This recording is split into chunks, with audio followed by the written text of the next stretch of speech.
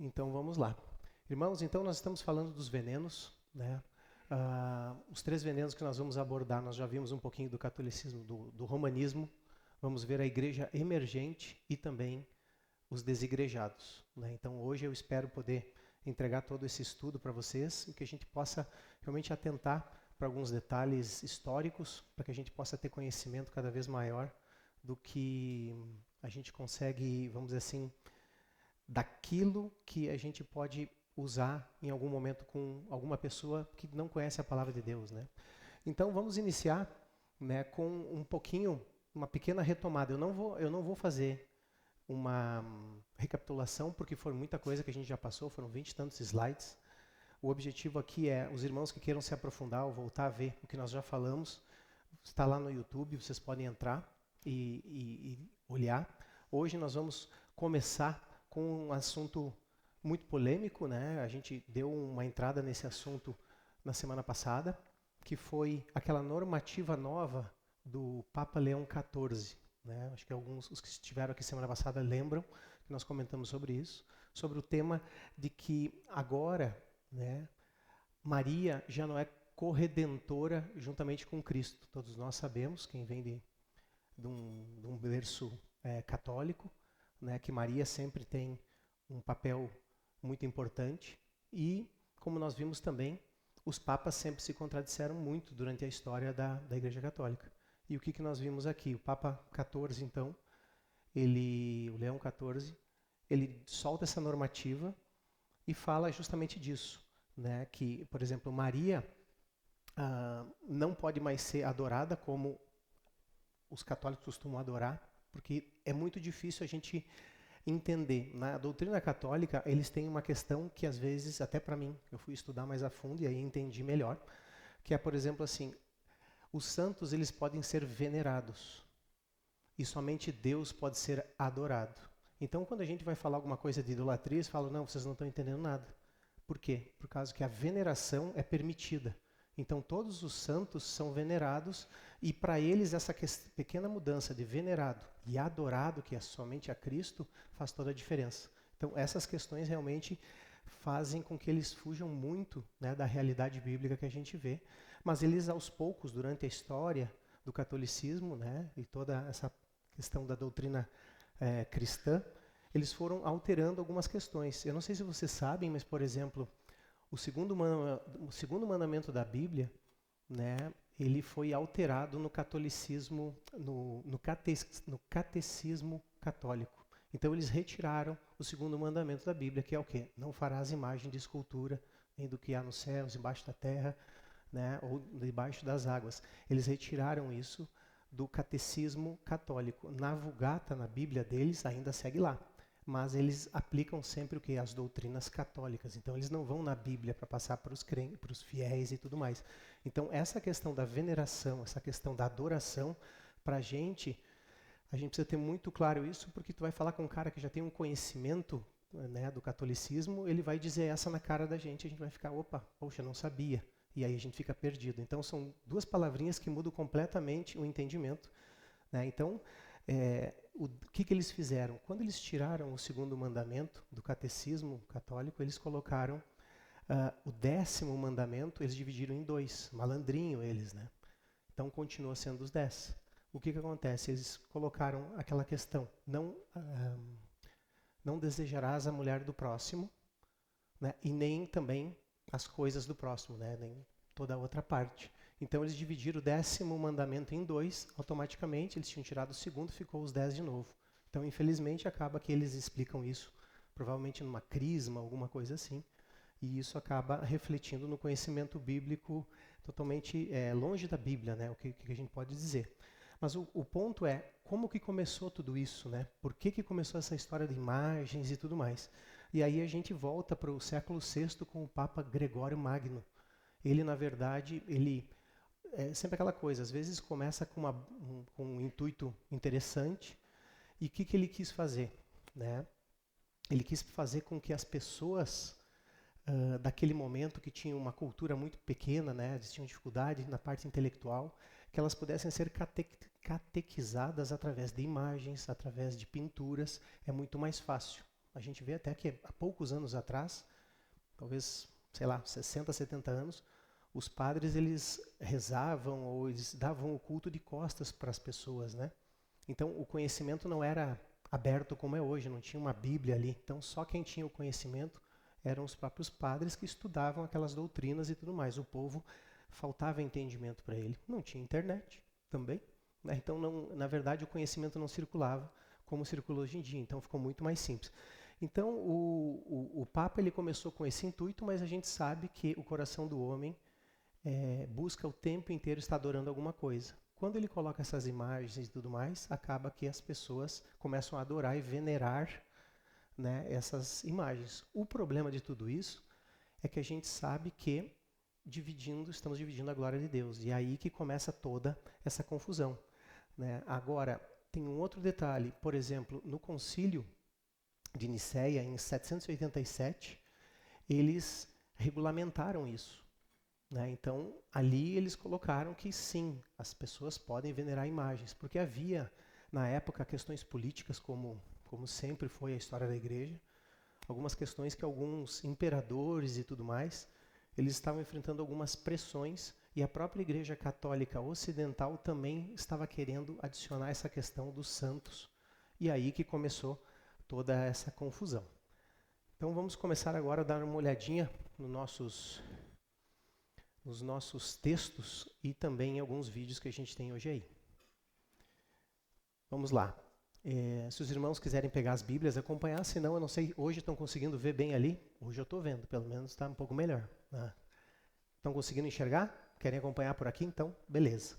Então vamos lá. Em 1 Timóteo 2, 5 e 6, né, a palavra de Deus fala: porque há somente um mediador entre Deus e a humanidade, Cristo Jesus, homem, que deu a si mesmo por resgate a todos, testemunho de que se deve dar em tempos oportunos. E em Lucas 1,47, e o meu espírito se alegrou em Deus, meu Salvador. Então aqui são textos muito claros, né, que a gente não precisa ter grandes estudos em cima para poder ver a clareza disso em relação a tudo isso que a gente estava falando agora há pouco. Então são detalhes bem importantes. Vamos ver aqui, só quero ver com o pastor aqui como é que eu faço o play. Aqui. Vamos dar uma escutadinha no Nicodemos aqui, ver o que ele fala. Perdão que estamos sem volume. Como é que faz isso aqui? Sabe, pastor? Volume na TV? Aqui faltou esse detalhe. Ixi. Será que é o computador? Aonde que é aqui, Mateus, sabe?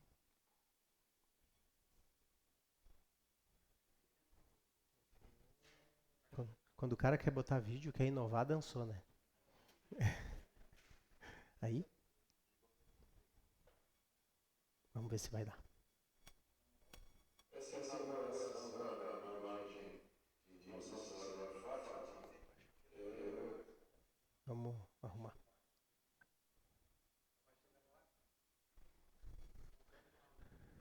Mute? Então vamos ver. essa inauguração da imagem de Nossa Senhora de Fátima, logo depois da nota doutrinal do Vaticano, dizendo que não é para dar a Maria o título de corredentora ou medianeira, mostra que o catolicismo popular não liga o que o Vaticano diz. Na prática, o catolicismo sim adora Maria, adora a imagem dela, faz pedidos a ela, ora para ela. Tudo isso é idolatria pesada mesmo. Deus tenha misericórdia de nós. Pessoas emocionadas, textos nas mãos, cânticos e orações marcaram a inauguração da imagem gigante de Nossa Senhora de Fátima no Crato. Mais de 100 caravanas vindas de várias cidades do Ceará e de outros estados chegaram ao local. Segundo a organização, mais de 35 mil pessoas acompanharam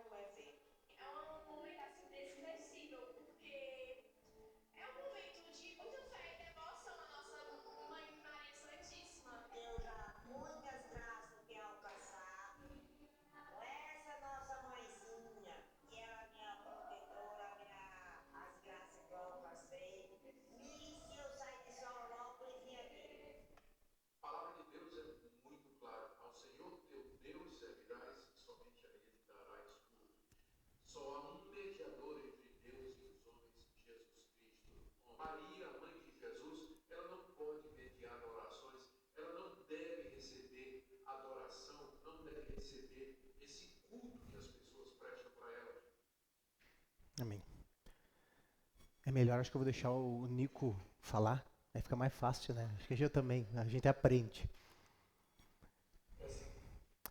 Vamos ver agora algumas referências, né? Como eu falei, se quiserem acompanhar aqui na tela. Então, Romanos 1:25 fala: eles trocaram a verdade de Deus pela mentira, adorando e servindo a criatura em lugar do Criador, o qual é bendito para sempre. Amém. Olha que forte esse texto, né? Muito claro, mas, de novo, quando tu estuda algo que é fora das Escrituras, aí começa todo o problema. E aí a gente tem mais uma passagemzinha aqui, que é Maria apontou para Cristo, mas Roma apontou para Maria. E aí a gente começa a dividir a glória de Deus, e aí a gente chega onde a gente está hoje. Muitos erros doutrinários, muitos erros teológicos.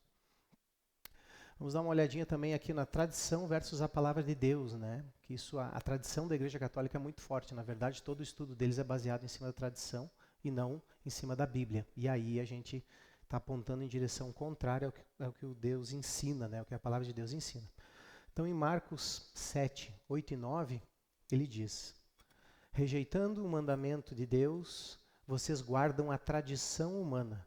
E disse-lhes ainda: vocês sempre encontram uma maneira de rejeitar o mandamento de Deus para guardarem a própria tradição. Mais claro que isso, impossível. Né? Então, quando eu fui fazendo esse estudo, tu começa a ver assim, meu Deus, que longe que a gente está da verdade bíblica. Vamos ver mais algumas referências. Em Gálatas 1, 8 a 10.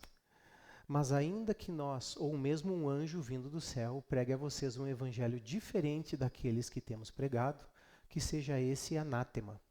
Como já dissemos, e agora repito, se alguém está pregando a vocês um evangelho diferente daquele que já receberam, que esse seja anátema.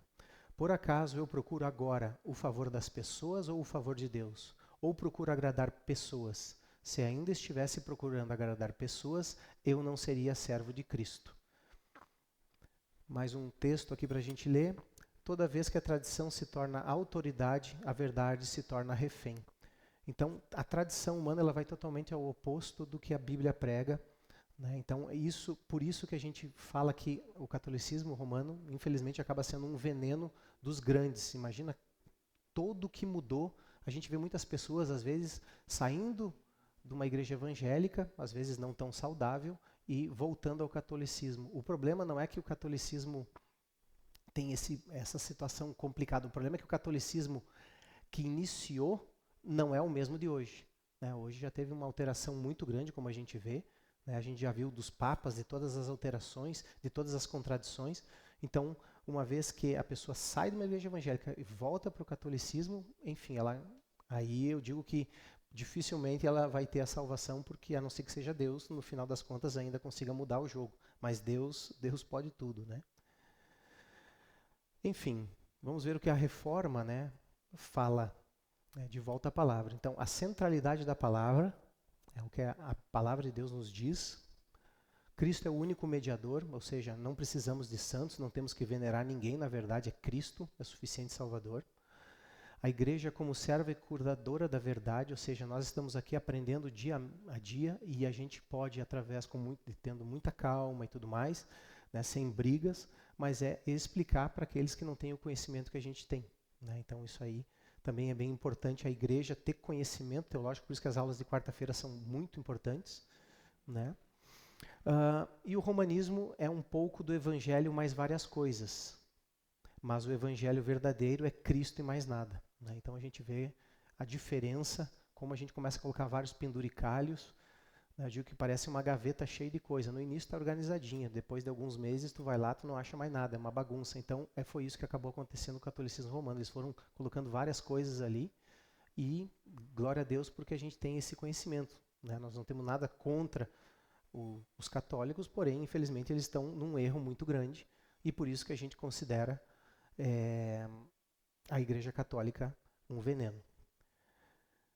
Chegamos ao fim, então, dessa parte da Igreja Católica. Agora a gente vai entrar num outro veneno e esse é bem danado. Eu digo isso porque ele tem se filtrado muito nas igrejas evangélicas de uma maneira geral. Né? Nós, Igreja Reformada, a gente já tem um cuidado muito maior com a teologia, porém é muito fácil e muito sutil o que essas igrejas vêm fazendo. Né? Eles transformam muito a forma de ver o Evangelho, e a gente vai acompanhar um pouquinho. Esse estudo ele é bem mais curto do que foi o catolicismo, porém ele é extremamente importante porque as igrejas, de uma maneira geral, essas pentecostais, elas estão pouco a pouco colocando uma pitadinha, um tempero a mais, e às vezes isso passa desapercebido e leva a igreja, que era uma igreja já um pouco que sofria com dificuldades doutrinais, por assim dizer, leva para um caminho sem volta também. Então vamos entender um pouquinho. A igreja emergente, ela surgiu no final do século XX, início do século XXI. Tá? As raízes dessas igrejas elas foram Estados Unidos, Reino Unido e Nova Zelândia. Né? No Brasil, ela começou a tomar um corpo e tudo mais a partir dos anos 2000. Né? Então, vou passar aqui o slide para que vocês possam ver. Né? Então, esse é um movimento, né? A Igreja Emergente é um movimento cristão que busca dialogar com a cultura moderna. Então, quanto mais bacana seja o culto, desde da cor que eles pintam em igreja, valoriza experiência, narrativas, subjetividade sobre estruturas formais do culto, ou seja, eles não têm a mesma, como vamos dizer assim, liturgia que nós temos aqui. Né? Então eles vão alterando pouco a pouco tudo isso, e isso aí vai fazendo com que a gente afaste o estudo. Né? Isso a gente já vê, que a gente sofre com isso, a gente vê nas igrejas que são próximas a nós, assim, alguns irmãos que estão lá, a gente vê que, na verdade, eles estão comendo um alimento que ele não é de todo saudável. Né? Falta aquele tempero, falta aquele detalhe. Não que eu goste de tempero na comida, né? Porém, na palavra de Deus, todo tempero é muito importante. Né? Então, assim, eles fazem cultos alternativos, né? Eles usam imagens narrativas e, como eu falei, essa liturgia dentro da igreja realmente é muito forte. Né? Vamos ver também mais alguns venenos. Né? Eles não têm uma teologia fixa, né? Então eles diluem a exclusividade de Cristo. Então eles começam a colocar alguns temperos ali e tiram Cristo da jogada, ele não é mais o centro. Valoriza muito a experiência, a inclusão, gravem bem isso aqui, porque essa palavra está em moda, né? Uma palavra sem vergonha, inclusão, flexibilidade e ética. Né?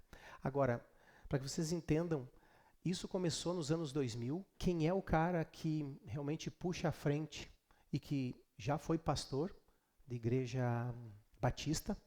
O nome dessa figura, desse pastor, é o Ed René Kivitz. Ele começou, né, ele era um pastor muito conhecido no meio das igrejas batistas, né? E ele começou falando, eu vou até ler para que vocês entendam aonde ele foi longe. Então, se vocês me permitem, eu vou ler o que ele falou numa entrevista. Jesus seria um cara marginal, periférico, excluído e um confrontador da estrutura de poder de sua época. Ele não era benquisto pela classe religiosa, ele era benquisto pelo povo, disse Kivitz. O pastor faz uma leitura do cristianismo ao longo do tempo e de que, como a fé, as igrejas foram mudando desde o Império Romano, para Ed René, há um abismo entre o Evangelho de Jesus, centrado em amor, solidariedade e justiça, e o cristianismo institucionalizado que se aproximou do poder. Então, na verdade, ele prega que Cristo é amor, Deus é amor, e aí, com essa premissa, ele vai mudando tudo aquilo que a gente tem. Ele não é um pastor, ou essa frente, esse estilo dessa igreja emergente, ela nunca vai bater de frente e vai dizer assim, você está em pecado.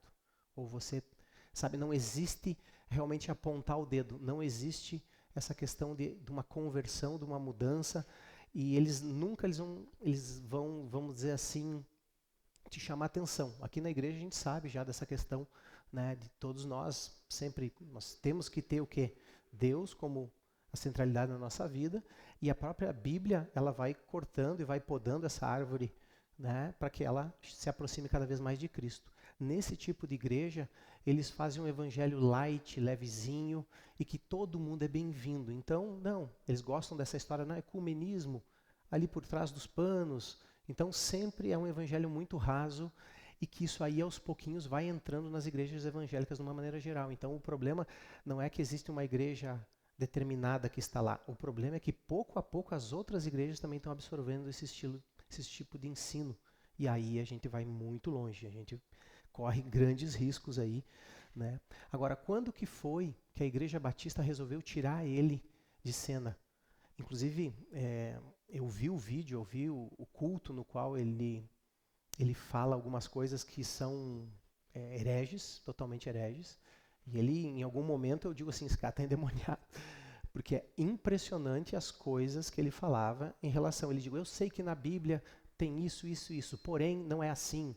De novo, ele tem uns 4 momentos que ele fala isso, e isso foi numa série de pregações que ele fez, na 13ª, tu vê que o númerozinho é danado já.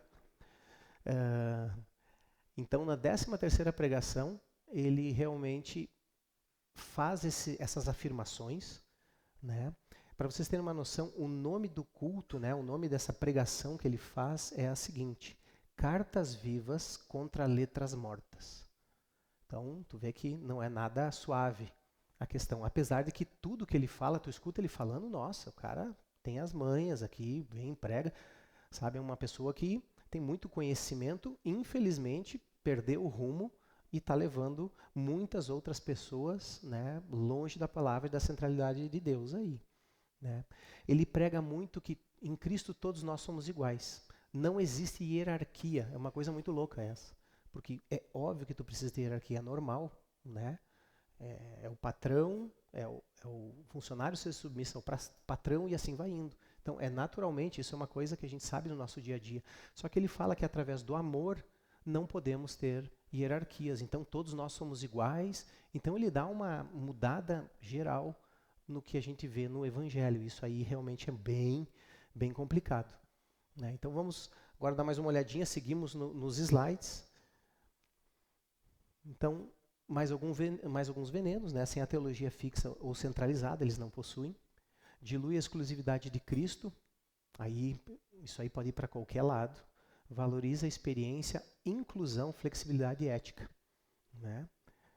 Alguns outros detalhes. Né? O objetivo declarado do movimento é tornar o cristianismo mais relevante. Quando tu não bate de frente, quando tu não é uma pessoa que diz assim, tá errado, fica apontando o dedo, automaticamente, se isso na nossa vida, tem um cara que se dá bem com todo mundo. Porém, quando tu aponta o dedo, o pessoal já não gosta. Imagina isso dentro da igreja. Então é isso que a gente vê aqui. Ele está tornando o cristianismo mais relevante, né, através dessa sopa que ele está fazendo ali. Alcançar os pós-modernos e desigrejados, coisa que nós vamos estudar na sequência.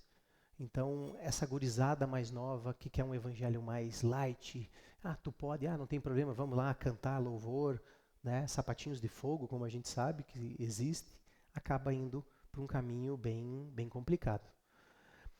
Responder insatisfações com o evangelicalismo tradicional, ou seja, a gente vai ver depois nos desigrejados, não vou entrar agora, mas isso é uma coisa que a gente vê naturalmente. Né? É óbvio que vai haver problemas, a igreja tem problemas, somos falhos, as pessoas realmente são pecadoras, então quando junta um monte de pecadores, complica.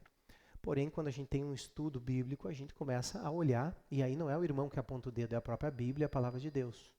Então isso aí facilita bastante para que a gente possa, uma vez convertidos, uma vez estando com o coração realmente limpo, a gente começa pouco a pouco a mudar a nossa vida. Eu acho que aconteceu com todos vocês aqui.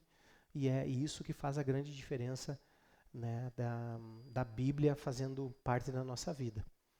E aí temos alguns pontos de tensão, que nós vamos ver aqui. A relativização, né, da verdade bíblica. Então a Bíblia ela já não é bem assim. Eles já começam, a Bíblia ela já não tem aquela, vamos dizer assim, certeza ou firmeza. Tudo que está ali pode ser que seja meio variável. A experiência, né, começa a valer muito, então eles usam muitos testemunhos, enfim. E aí o testemunho a gente vê nas próprias igrejas pentecostais que às vezes o irmão ali tem uma vida com vários problemas e ele vai lá, dá aquele testemunho e acaba isso aí denegrindo também a imagem da própria igreja, que é uma coisa que a gente cuida bastante aqui. né, principalmente com os jovens, para que a gente cuide, para que eles entendam bem o Evangelho, para que não cometam erros, enfim, para que a gente possa realmente fazer com que eles cresçam, né, com cuidado e com o temor ao Senhor. A Escritura, então, ela já não tem a mesma importância, continua tendo, mas é um pouquinho do que a gente vê. Todo mundo, todas as religiões, se a gente pega o catolicismo, a gente pega o espiritismo, todas elas vão falar de Jesus, todas elas vão falar alguma coisa e vai sempre ter Bíblia no meio. E a gente vê, vamos traduzir isso aí como várias portas, né? Então tem várias portas, tem o espiritismo, tem o catolicismo, tem, enfim, a Umbanda e tudo mais, esses aí não falam de Cristo, mas tudo bem. O ponto é que quando a gente tem várias portas, se a gente não tem conhecimento bíblico, a gente acaba não sabendo qual é a porta certa. E aí começa aquelas histórias, porque a Bíblia é muito difícil, porque a Bíblia é isso, a Bíblia é aquilo. Na verdade, existe sim uma forma que a gente pode se aprofundar, né, e entender a palavra conforme ela é. O problema é que às vezes a gente também não tem vontade de fazer isso, né? Para fazer academia a gente já não tem vontade, que dirá para se estudar muito, né? Então, realmente acaba sendo o pecado do homem afastando de Deus. Enfim, a inclusão sem arrependimento. Aí a gente vê isso, aconteceu com Constantino também, quando ele trouxe todos aqueles não crentes no momento, né? A gente viu no catolicismo romano, ele coloca todo mundo para dentro da igreja católica ali, e aí começa a haver um monte de pessoas que não são crentes frequentando aquele local, né? Então, isso daí, na verdade, criou um grande problema, né? Se a gente volta no catolicismo, a gente lembra que aquelas pessoas que, quando sofriam perseguição, elas cada dia mais estavam crescendo na palavra, e tu via que eram realmente crentes, porque eles sabiam que se eles dissessem que eles eram cristãos, no dia seguinte eles podiam morrer. E então eles botavam a vida deles em risco porque eles eram realmente crentes. Quando há essa inclusão, né, eles transformam a igreja católico romana, né, como a religião do império, acaba que todas essas pessoas que não eram crentes estavam ali também, né? Então isso aí acabou, não peneirou como estava peneirando antes, pela questão que antes nós já vimos, realmente tínhamos crentes, né? Enfim, vamos adiante. As características, então, é um evangelho sem arrependimento, o foco está na experiência e não na doutrina, é muita emoção nessas igrejas aí.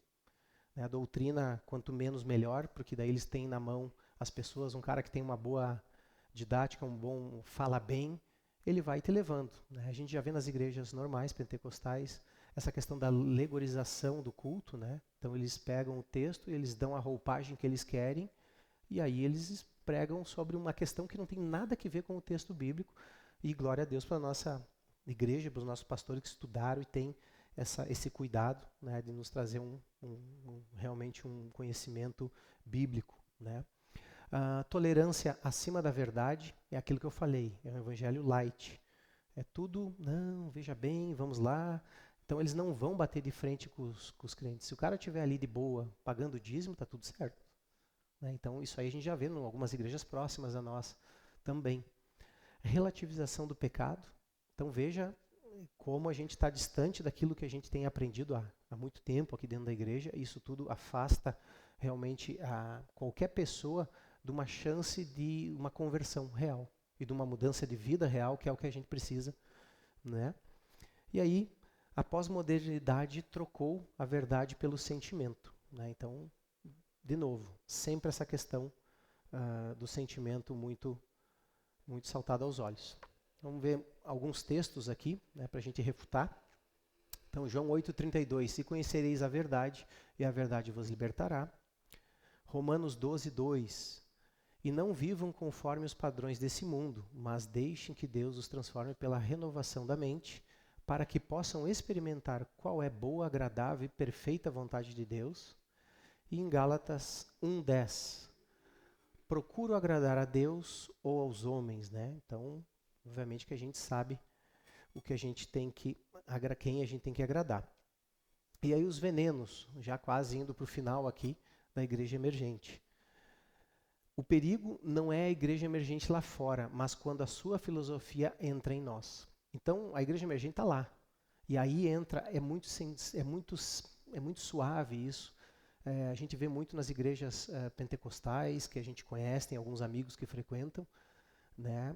Muitos crentes lá dentro, pessoas realmente que são realmente salvas e tudo mais, porém ficam escutando um evangelho light, leve, né? E essa filosofia vai entrando devagarinho e ela se mistura com toda aquela emoção que eles colocam no culto. Então isso daí é o grande problema. Não é que tu vai até a igreja do Ed René, mas essa doutrina está vindo para as igrejas de uma forma suave.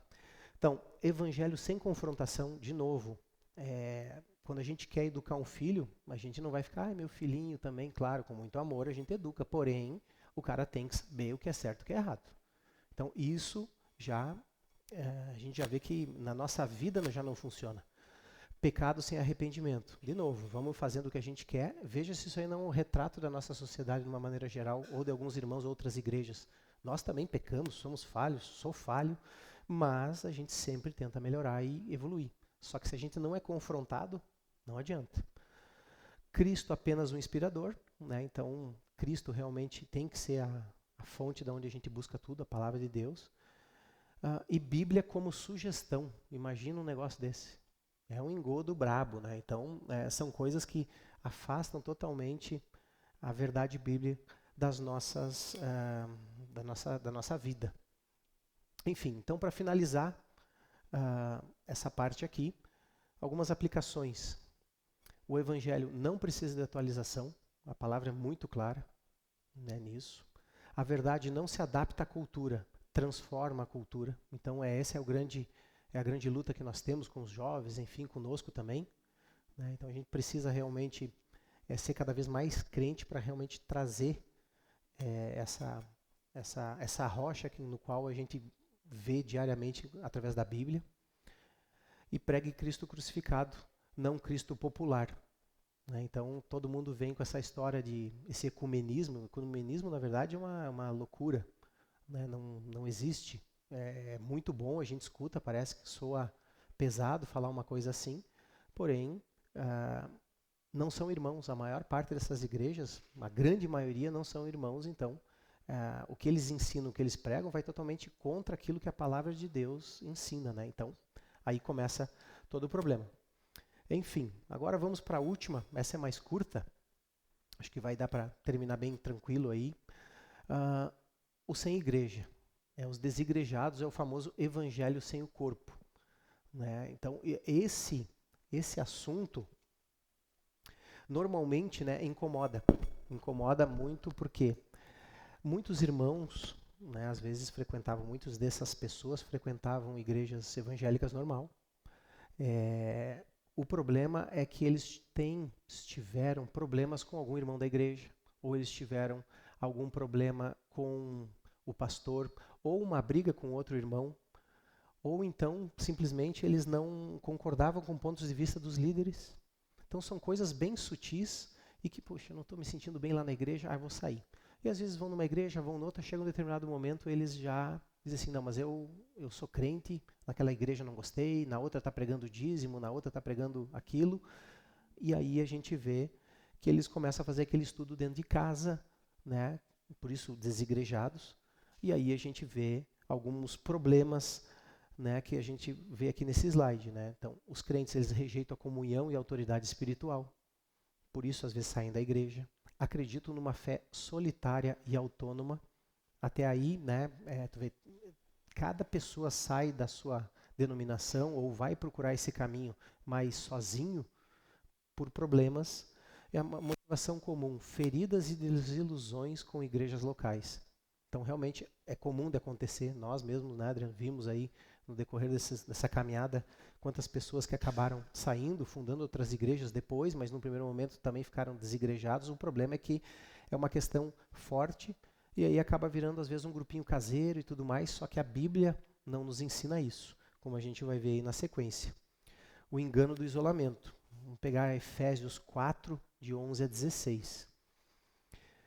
E ele mesmo concebeu uns para apóstolos, outros para profetas, outros para evangelistas e outros para pastores e mestres, com vistas ao arrependimento dos santos para o desempenho do seu serviço, para a edificação do corpo de Cristo, até que todos chegamos à unidade da fé e do pleno conhecimento do Filho de Deus, ao estado de pessoa madura, à medida da estatura da plenitude de Cristo, para que não mais sejamos como crianças arrastados pelas ondas e levados de um lado para o outro, por qualquer vento de doutrina, pela artimanha das pessoas, pela astúcia com que induzem ao erro, mas seguindo a verdade em amor, cresçamos em tudo naquele que é o cabeça, Cristo, de quem todo o corpo bem ajustado e consolidado pelo auxílio de todas as juntas, segundo a justa cooperação de cada parte, efetua o seu próprio crescimento para a edificação de si mesmo em amor. É muito claro esse texto, né? Se a gente pega esses últimos parágrafos aqui, ele fala o tempo inteiro, cabeça, né? Todo o corpo bem ajustado, consolidado, né? Todas as juntas, ou seja, cada um de nós aqui tem um papel, né? E a gente vai aprendendo com os erros dos outros e a gente vai se corrigindo. Então, esse texto deixa muito claro que essa questão de termos os desigrejados, infelizmente, eles estão longe daquilo que a Bíblia prega. Vamos ver mais algumas referências aqui, já também indo para o final. Em Hebreus 10, 25. Não deixemos de nos congregar, como é costume de alguns. Pelo contrário, façamos admoestações ainda mais agora que vocês veem que o dia se aproxima. Em 1 Coríntios 12, 27. Ora, vocês são o corpo de Cristo e individualmente membros desse corpo. Muito claro, né, gente? Eu acho que não tem... Os desigrejados é muito simples da gente entender. Primeiro porque nós já sabemos desses textos e a gente sabe que a forma da gente crescer e da gente se alimentar diariamente ou então semanalmente é na quarta e no domingo, quando a gente pode estar em comunhão com os irmãos, ótimo também, né? Um vai contando os seus sofrimentos, as suas lutas e tudo mais, e a gente vai se auxiliando no crescimento, mas sempre com a palavra de Deus e sempre dentro de um corpo para que a gente possa realmente ser um cristão completo. E aí, a conclusão, né, disso que a gente viu agora dos desigrejados. As feridas, elas se curam no corpo, não fora dele. A submissão é uma bênção e não uma prisão. Às vezes tem irmãos mais orgulhosos e tal, tiveram algum problema, então eles se afastam, não quero mais. Só que eles nem veem que eles, na verdade, eles já deixaram de ser crentes, porque com o passar do tempo é o que a gente vê. Né? A gente vê muitas pessoas que congregaram conosco alguns anos atrás, elas se afastaram da Bíblia, se afastaram de Deus e nunca mais voltaram. Né? Então, tem vários exemplos aí, né, Adriano? O isolamento é o terreno fértil para o erro. Então, se a gente não tem conhecimento, alguém que puxa a nossa orelha, que faça a gente evoluir diariamente, né? E se a gente aplica agora, voltando à igreja emergente, um evangelho light que não chama atenção, que não diz que a gente está em pecado, obviamente que a gente vai estar criando um filho com todos os problemas e ele vai estar na sociedade. Então, eu digo que é justamente isso, é quase como um filho, quem é pai sabe. Então, aqui a gente precisa apertar daqui, puxar de lá, para que a gente consiga realmente fazer com que eles cresçam e a palavra de Deus e a igreja serve da mesma forma para nós. Tá bom, pessoal? Entendido? Dúvidas? Para o pastor Adriano, né? Não, então beleza. Gente, então é isso, na verdade, então a gente estudou esses três venenos. Eu espero que vocês tenham entendido. Caso tenha alguma dúvida, algumas coisas aqui eu posso explicar, né? Mas agradecer aos irmãos aí pela paciência. A gente não tem, como se fala, as manhas, né? Como os pastores aí que estão habituados. Porém, a gente estudou bastante para poder trazer um pouquinho desses venenos. Eu acho que fica bem claro. Eu particularmente gosto muito de estudos assim, porque são objetivos diretos, não tem enrolação. É só realmente prestar atenção. Em 40 minutinhos tu abre a tua cabeça para um monte de coisa que no nosso dia a dia a gente não aprende. Tá bom? Então vamos orar para encerrar o culto. Senhor Deus e Pai, nós agradecemos, Senhor, por esse tempo de ensino. Agradecemos porque o Senhor nos dá o entendimento e faz com que a gente possa querer crescer e evoluir no dia a dia. Nós pedimos para que o Senhor realmente guarde essas palavras no nosso coração, que a gente possa usá-las em momento oportuno, que a gente possa realmente dar cada dia mais valor à nossa igreja local e que possamos cada dia mais render glórias a Ti e ser mais parecido contigo. Nós te agradecemos em nome de Jesus. Amém.